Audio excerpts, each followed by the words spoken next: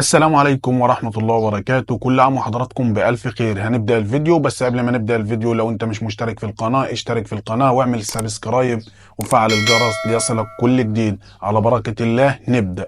وكيل علي معلول نفى كل ما ينشر عن اللاعب وعلاقته بالنادي الأهلي بخصوص تجديده من عدمه، وانه غير صحيح ومن وحي خيال كاتبها. لم يحدث اي تواصل بين الطرفين حتى هذه اللحظة.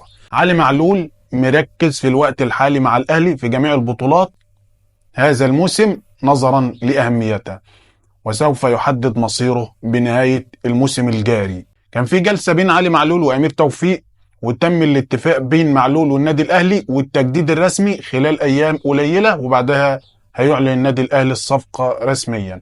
تسلم يا معلول إنك دايما مشتري الأهلي وجماهيره. وسريعا هفكركم ببطولات علي معلول مع النادي الأهلي.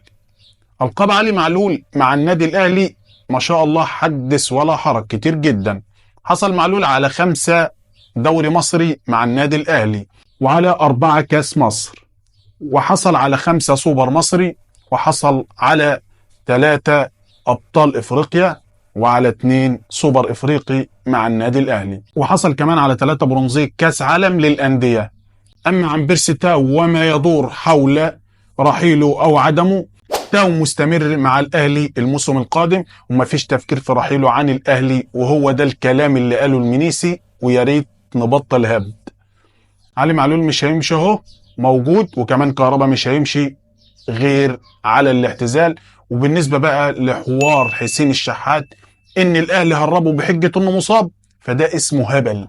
ده اسمه هبل. المنتخب فيه 9 لعيبه من الاهلي غير حسين الشحات، فاكيد مش هيفكر في حاجه زي كده. النادي الاهلي كان على الاقل خلى 5 ولا حاجه اتحججوا وخرجوا.